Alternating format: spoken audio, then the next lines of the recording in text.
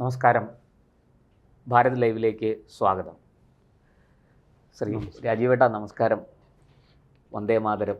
നമ്മൾ വന്ദേ മാതരത്തെക്കുറിച്ചാണ് കഴിഞ്ഞ എപ്പിസോഡിൽ ചർച്ച ചെയ്തത്. അങ്ങ് അതിൻ്റെ ചരിത്രപരമായ പശ്ചാത്തലം, അതിൻ്റെ ആവിർഭാവം, അതിൻ്റെ കടന്നുവരവ്, അത് ദേശീയ പ്രസ്ഥാനങ്ങൾക്ക് നൽകിയ ഊർജം, പിന്നെ അതിൻ്റെ ഒരു വ്യാപനം, ഇതിനെക്കുറിച്ചൊക്കെ കഴിഞ്ഞ തവണ സംസാരിച്ചിരുന്നു. ഇപ്പോൾ എനിക്ക് ചോദിക്കാനുള്ളൊരു ചോദ്യം, നമ്മൾ കഴിഞ്ഞ തവണ തന്നെ ഈ മാതൃഭൂമിയിലെ സുനിൽ പി ഇളയിടത്തിൻ്റെ ലേഖനവുമായി ബന്ധപ്പെട്ടാണ് ഈ വിഷയം ചർച്ച തുടങ്ങിയത്. ഈ വന്ദേ മാതരം 1937 ഒരു കോൺഗ്രസിൻ്റെ വർക്കിംഗ് കമ്മിറ്റി യോഗത്തിൽ വെച്ച് നെഹ്റു ഒരു പ്രമേയം അവതരിപ്പിക്കുകയും വന്ദേ മാതരത്തിലെ ആദ്യത്തെ 2 സ്റ്റാൻസ, 2 ഖണ്ഡിക ഒഴിച്ചിട്ട് ബാക്കി വരുന്ന 4 എണ്ണം അത് ഇസ്ലാം വിശ്വാസികൾക്ക് അതിനോട് യോജിക്കാൻ കഴിയുന്നില്ല, അതിനോട് ഒത്തുപോകാൻ കഴിയുന്നില്ല, അതിനകത്ത് വിഗ്രഹാരാധനാപരമായ പരാമർശങ്ങളുണ്ട്. അതുകൊണ്ട് ആ സ്റ്റാൻസകൾ ഒഴിവാക്കി ആദ്യത്തെ 2 സ്റ്റാൻസ മാത്രം പാടിക്കൊണ്ട് നമുക്ക് വന്ദേ മാതരത്തെ കോൺഗ്രസിൻ്റെ ഒരു ദേശഭക്തി ഗാനം അല്ലെങ്കിൽ പ്രാർത്ഥനാ ഗാനം ഒക്കെ ആയിട്ട് സ്വീകരിക്കാം എന്നൊരു പ്രമേയം കൊണ്ടുവരികയും അത് കോൺഗ്രസ് പാസ്സാക്കുകയും ചെയ്തു, ആ വർക്കിംഗ് കമ്മിറ്റിയിൽ പാസ്സാക്കുകയും ചെയ്തു. പിന്നീട് അത് നമ്മുടെ കോൺസ്റ്റിറ്റ്യൂഷൻ, അതായത് 1947 സ്വാതന്ത്ര്യം കിട്ടിയതിന് ശേഷം കോൺസ്റ്റിറ്റ്യൂഷൻ അസംബ്ലി രൂപീകരിക്കുകയും അതിനകത്ത് ഇത് ചർച്ചയാകുകയും അവിടെയും ഈ പറഞ്ഞതുപോലെ വന്ദേ മാതരം വേണോ ജനഗണമന വേണോ എന്നൊരു ചർച്ച, വലിയ ചർച്ച വരികയും ഒടുവിൽ അത് ജനഗണമന ദേശീയ ഗാനമായിട്ട് സ്വീകരിക്കപ്പെടുകയും ചെയ്തു. നമുക്കിതിലൊന്നും എതിർപ്പൊന്നും ഉള്ളവരല്ല. പക്ഷേ ഒരു കാര്യം, ഈ പറഞ്ഞതുപോലെ 1937 1905 ബംഗാൾ വിഭജനം 1910 11 എൻ്റെ ഓർമ്മ ശരിയാണെങ്കിൽ 11 ഇവർ പിൻവലിക്കുന്നത് പൂർണ്ണമായിട്ടും. ആ പിൻവലിക്കുന്നതിൻ്റെ കാരണം വന്ദേമാതരം എന്ന ഈ ഒരു മഹാമന്ത്രം അത് വംഗജനതയിലുണ്ടാക്കിയ ഒരു വലിയ വിപ്ലവാത്മകമായ ഒരു മാറ്റമാണ്. അത് 1937 എത്തിയപ്പോഴത്തേക്കും ആ ജ്വാല എങ്ങനെയൊക്കെയോ അണയ്ക്കപ്പെട്ടു. വന്ദേമാതരം വെട്ടിമുറിക്കപ്പെട്ടു. കൃത്യം 10 വർഷം കഴിഞ്ഞപ്പോൾ നമ്മുടെ രാജ്യവും വെട്ടിമുറിക്കപ്പെട്ടു. എന്താണ് ഈ വാസ്തവത്തിൽ ഈ പറയുന്നത് പോലെ വിഗ്രഹാരാധനാപരമായ പരാമർശങ്ങൾ ഇങ്ങനെ ഒരു ദേശഭക്തി ഗാനത്തിനകത്ത് വരുമോ? അതിൻ്റെ ഈ പറഞ്ഞ പോലെ അതിനോടുള്ള എതിർപ്പാണോ ഈ മുസ്ലിം ജനതയിൽ വന്ദേ മാതരത്തിനോടുള്ളത്? അതാണോ ഇന്നും തുടരുന്നത്? ഇങ്ങനെ ഒട്ടനവധി ചോദ്യങ്ങളുണ്ട്. എന്താണ് അങ്ങയുടെ മതം? ഇത് ഭാരതത്തിൻ്റേതായിട്ടുള്ള ഒരു ദാർശനികമായ സവിശേഷത.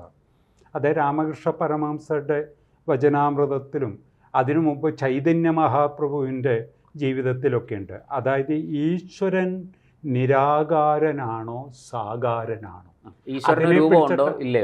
അതിനെ പിടിച്ചിട്ടാണ് ബ്രഹ്മസമാജം വരുന്നത്. രാജാറാം മോഹൻ റോയ് ആരംഭിച്ച ബ്രഹ്മസമാജം അത് പിന്നീട് നവീന ബ്രഹ്മസമാജമായി തീരുന്നുണ്ട്.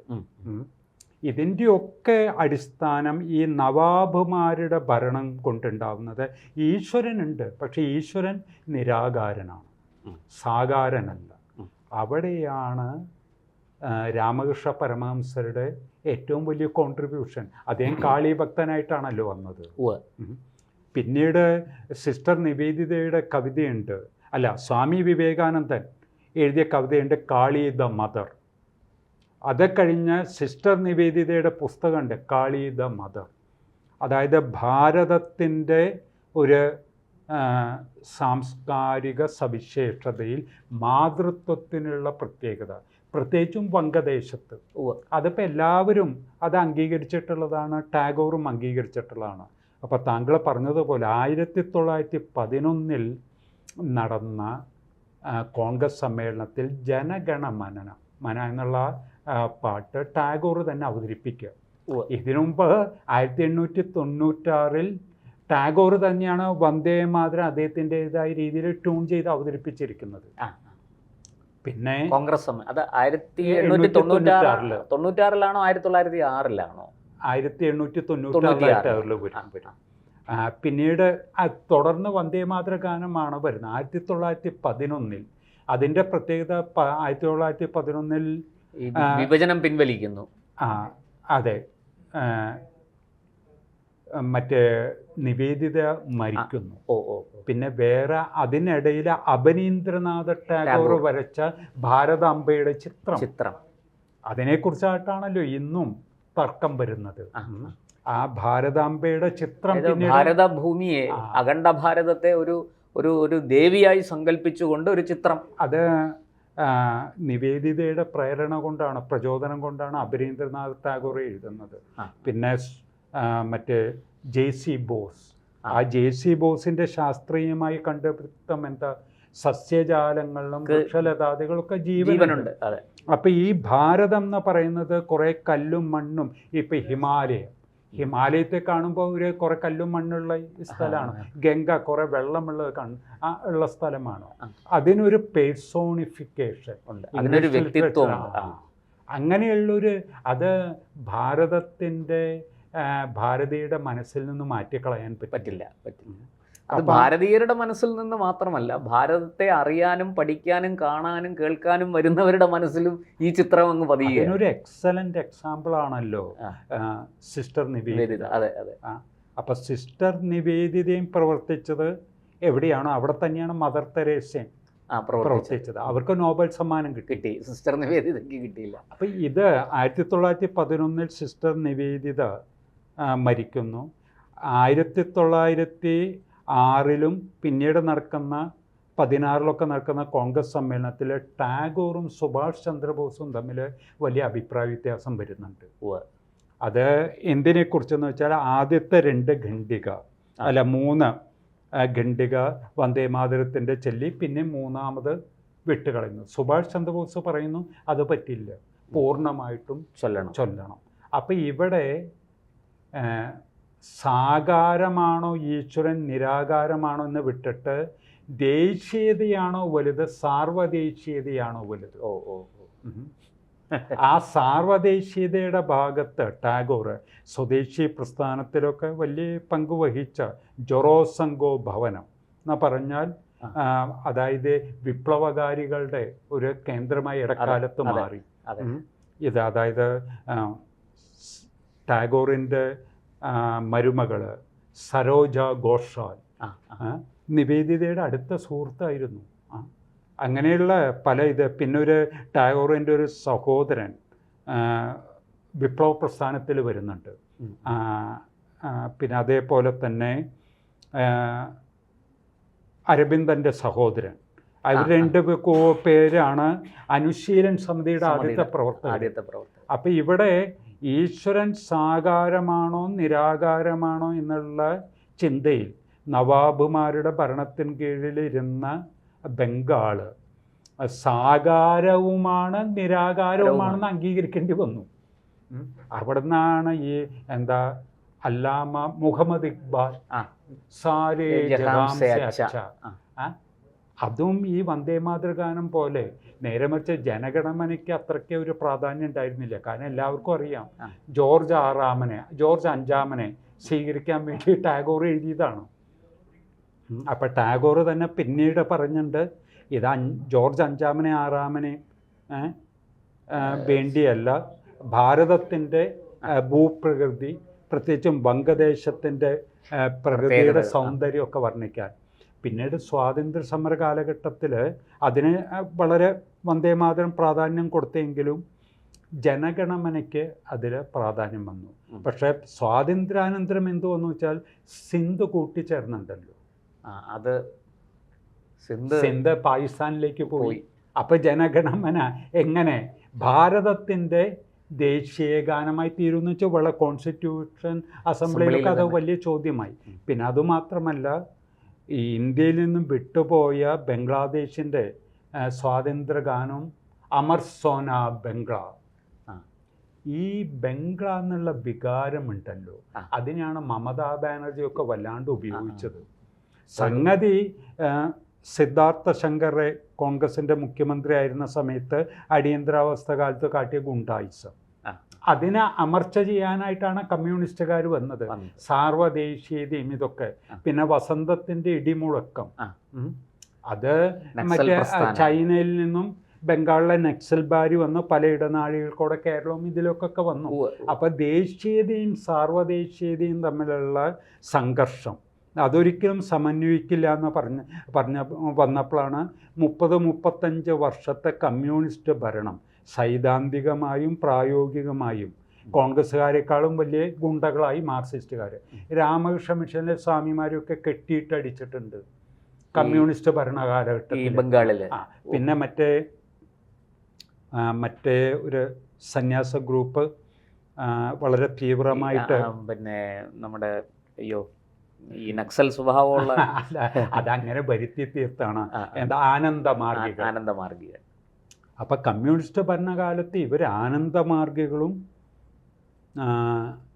കമ്മ്യൂണിസ്റ്റുകാരുമായിട്ടുള്ള അടി. അവരും കാളീഭക്തന്മാരായിരുന്നു ആനന്ദമാർഗികൾ. അതായത് അതിൽ കുറേ കൗളമൊക്കെ ഒരു കയ്യിൽ മറ്റേ കപോലം എടുത്ത് മറ്റേ കയ്യിൽ ചഷകത്തിൽ മറ്റേ മധു. അപ്പം അതിനൊക്കെ പല രീതിയിൽ വ്യാഖ്യാനിച്ച് അങ്ങനെ ആനന്ദമാർഗികളും, അതായത് മാർക്സിസ്റ്റ് ഗുണ്ടകളെ നേരിടണമെങ്കിൽ ആനന്ദമാർഗിയായി തീരുന്ന ഒരു കാലഘട്ടത്തിൽ ഉണ്ടായിരുന്നു ബംഗാളിൽ. 80കളുടെ അവസാനം വരെ അത് നിലനിന്നിരുന്നു. അത് അന്വേഷിക്കാൻ ചെന്ന ഒരു CBI ഓഫീസർ മാധവൻ എന്ന് പറയുന്ന ആൾ പിന്നീട് ആനന്ദമാർഗിയായി തീരുന്നു. അത് കാരണം ബംഗാളിൻ്റെ ഒരു പ്രത്യേക സവിശേഷതയിൽ അങ്ങനെ അത് കഴിഞ്ഞിട്ടാണ് ഈ ബംഗ്ലാ എന്നുള്ള അമർ സോനാർ ബംഗ്ലാ. അപ്പം അവിടെ നമ്മൾ നോക്കേണ്ടത് ബംഗാളികളും ബംഗ്ലാദേശികളിലെ ബംഗാളികൾക്കും മമത പ്രിയങ്കരിയായി തീർന്നു. അതൊരു സ്ത്രീ, ഇന്ദിരാഗാന്ധി, ദുർഗ എന്നൊക്കെ പറയുന്ന പോലെ മമത, കാളിഘട്ട്, പിന്നെ ആസാമിലെ കാമാഖ്യ. അപ്പോൾ ഈ ഭാരതത്തിൻ്റെ ഹൃദയ വിഭജികയിൽ അലിഞ്ഞു ചേർന്ന ചില സവിശേഷതകളുണ്ട്. അത് കുറേ എല്ലാവരും ഉപയോഗിക്കുന്നു. പിന്നെ വോട്ട് കിട്ടി വരുമ്പോൾ എപ്പോഴും ഈ പിൽക്കാലത്ത് വരുമ്പോൾ ഈശ്വരൻ സാകാരോ നിരാകാരോ ഒന്നുമല്ല. 30% മുസ്ലിങ്ങൾ, അതിലെ തീവ്ര മുസ്ലിങ്ങൾ ഈ സാകാരവാദികളെ കാഫിറുകളാണ്, അവരെ ഇല്ലായ്മ ചെയ്യണമെന്ന് പറഞ്ഞാൽ വോട്ടിന് വേണ്ടി അവരുടെ കൂടെ നിൽക്കും. അപ്പം ഞാനിവിടെ കഴിഞ്ഞ ആദ്യത്തെ നമ്മുടെ ചർച്ചയിൽ പറഞ്ഞ പോലെ ഈ ഭാരതത്തിൻ്റെ ആത്മാവിൽ അന്തർലീനമായ സവിശേഷത, അതിനെയാണ് പൈതൃകം എന്ന് പറയുന്നത്. അതിനെ തകർക്കാൻ പറ്റില്ല എന്നാണ് ബംഗാൾ നമുക്ക് തരുന്ന സന്ദേശം.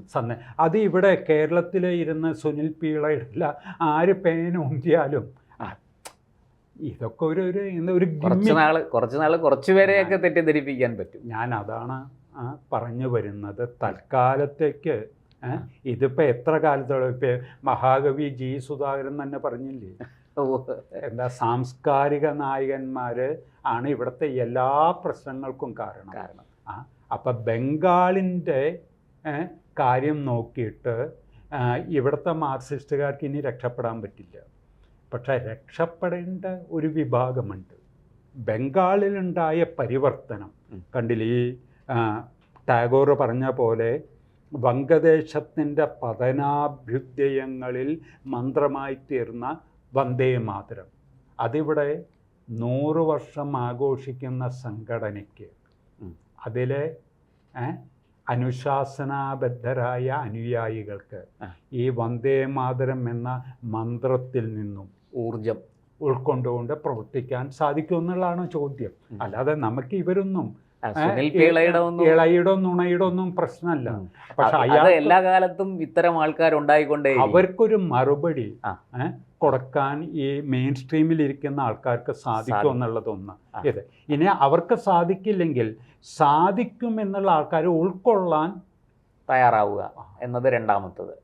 ഇതാണല്ലോ നമ്മൾ ചർച്ച ചെയ്യപ്പെടേണ്ടത്. അല്ല, അങ്ങനെ ഉൾക്കൊള്ളുകയും, അതായത് ഒന്ന് അവർ മറുപടി കൊടുക്കുക, രണ്ട് അതിന് പുറത്തുള്ള ആൾക്കാരെ ഇങ്ങനെ ഉൾക്കൊണ്ടുകൊണ്ട് അവരെ മുഖ്യധാരയിൽ എത്തിക്കുകയും ഈ ഒരു ആസുരികമായ പ്രവൃത്തിക്കെതിരെ, ഇതൊരു ആസുരിക പ്രവൃത്തിയാണ് വാസ്തവത്തിൽ, ആ ആസുരികമായ പ്രവൃത്തിക്കെതിരെ ശക്തിയുക്തം ഒരു ധർമാധിഷ്ഠിതമായ സമരം, അങ്ങനൊരു സമരമുഖം തുറക്കുകയും അതൊരു വലിയ പ്രക്ഷോഭമായിട്ട് മാറുകയും ജനങ്ങളിലേക്ക് അത് എത്തുകയും ചെയ്യുക. ഇതിപ്പോൾ താങ്കൾ പറയുന്നത് വലിയ കാര്യം തന്നെ. എൻ്റെ ഒരു അനുഭവം, ഞാൻ ഭഗിനി നിവേദിതയുടെ പുസ്തകം 2017 അവിടെ 150-ാം വാർഷികമാണ്.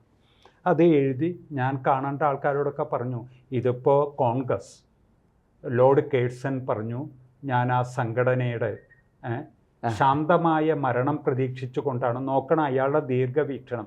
1905 ബംഗാൾ വിഭജനം നടത്തുന്നത്. ക്രാഡിൽ ഓഫ് ഇന്ത്യൻ നാഷണലിസം എന്നാണ് ബംഗാളിനെ അറിയപ്പെടുന്നത്. ഇപ്പോഴും ഇത് കോൺഗ്രസ് മരിച്ചും ജനിച്ചും പോകുന്നു. 2017 അതിൻ്റെ തലപ്പത്തെത്തിയിരിക്കുന്ന ഒരു വിദേശ വനിതയാണ്. അപ്പോൾ ഞാൻ ഈ പുസ്തകം എഴുതിയിട്ട് കേരളത്തിലുള്ള ആൾക്കാരോട് പറഞ്ഞു, കേരളത്തിലാണല്ലോ അതിൻ്റെ ഏറ്റവും കൂടുതൽ സ്വാധീനം, അതിൻ്റെ എന്ന് വെച്ചാൽ കോൺഗ്രസിൻ്റെ സ്വാധീനം രാജനൈതിക രംഗത്ത്. അപ്പോൾ ഈ നിവേദിതയ്ക്ക് കൂടുതൽ പ്രാധാന്യം കൊടുത്തുകൊണ്ട് പ്രവർത്തിക്കേണ്ട ഒരു പ്രദേശം കേരളമാണ്. 2017, ഇന്ന് 2026, 9 വർഷം കഴിഞ്ഞു. എന്താണ് ഇവിടെ നടക്കുന്നത്? നിവേദിതയെക്കുറിച്ച്, നിവേദിതയുടെ ഗുരു വിവേകാനന്ദനെക്കുറിച്ചൊക്കെ അറിയുന്ന, പഠിച്ച പ്രയോഗത്തിൽ വരുന്ന എന്തുണ്ട് കേരളത്തിൽ? തീർച്ചയായിട്ടും അതൊരു വലിയ ചോദ്യമാണ്. ഉത്തരം പെട്ടെന്ന് പറഞ്ഞ് ഫലിപ്പിക്കാൻ കഴിയാത്ത ഒരു അവസ്ഥ, സാഹചര്യം. പ്രശ്നങ്ങളുണ്ടെന്ന് പറയുന്നതല്ലാതെ അതിൻ്റെ പരിഹാരം ചിലർ പറഞ്ഞാലും അത് നിങ്ങൾ ഞങ്ങളുടെ കൂടെ ഇല്ലെങ്കിൽ നിങ്ങൾ ഞങ്ങളുടെ ശത്രുക്കളാണെന്നുള്ള ഒരു ഇതുണ്ട്. അതൊക്കെയാണ് ഇവർ ഉപയോഗിക്കുന്നത്. ഫാസിസത്തിൻ്റെ തന്ത്രം ഇതാണ്, അതാണ്, ഇതാണ്. അപ്പോൾ സ്വാമി വിവേകാനന്ദ ഫാസിസ്റ്റുകാരാണ് ഇത് പറയുന്നത്. സ്വാമി വിവേകാനന്ദനും ഭഗിനി നിവേദിതയും പറയുന്നത് സനാതനധർമ്മം ഭാരതത്തിൻ്റെ ആത്മാവാണ്. ആ സനാതനധർമ്മത്തിൻ്റെ ഒരു പ്രത്യേകത സ്വാംശീകരിക്കാനുള്ള കഴിവ്. എന്തിനേയും ആശയങ്ങളെ, ആർദ്രമായ ആശയങ്ങളെ സ്വാംശീകരിക്കാനുള്ള കഴിവ്. അതാണ് വന്ദേ മാതരം. ഈ പറഞ്ഞ വാചകമുണ്ടല്ലോ, ആർദ്രമായ, വികാരപരമായല്ല. ബംഗാളിനെ സംബന്ധിച്ച്, ബംഗാളികളെ സംബന്ധിച്ച് ഇപ്പോഴും അത് നിലനിൽക്കുന്നതുകൊണ്ട് ബംഗാൾ പതനാഭ്യുദയത്തിലൂടെ സഞ്ചരിച്ച് വന്ദേ മാതരം വീണ്ടും അവർക്ക് വലിയ അഭിമാനമാണ് വരുന്നത്. ഇതിപ്പോൾ ബംഗാളിൽ നിന്നും ബംഗാളി രചിച്ചത് ഇത് ഭാരതത്തിൻ്റെ ഒരു മന്ത്രമായിത്തീരുന്നു. അരബിന്ദോ ഘോഷ് നൂറ്റാണ്ടുകൾക്ക് മുമ്പ് പറഞ്ഞ പോലെ വന്ദേ മാതരം മന്ത്ര ഓഫ് ദ റിയൽ, യാഥാർത്ഥ്യത്തിൻ്റെ ഒരു മന്ത്രമാണ്. എന്തായാലും നമുക്ക് പ്രതീക്ഷയോടെ കാത്തിരിക്കാം. ഇതേക്കുറിച്ചുള്ള കൂടുതൽ ചർച്ചകൾ നടക്കട്ടെ. നമുക്ക് ഈ ഇപ്പോൾ സുനിൽ പി ഇളയിടത്തിനെ പോലെയുള്ളവർ ഇനിയും എഴുതും, ഇനിയും ഉണ്ട്. അവരൊക്കെ എഴുതുന്നതിന് ഇതേപോലെ നമുക്ക് ചില ചർച്ചകളുമായിട്ട് വരാം. കൂടുതൽ ഇത് പ്രേക്ഷകരിലേക്ക് എത്തട്ടെ. നന്ദി, നമസ്കാരം. വന്ദേ മാതരം.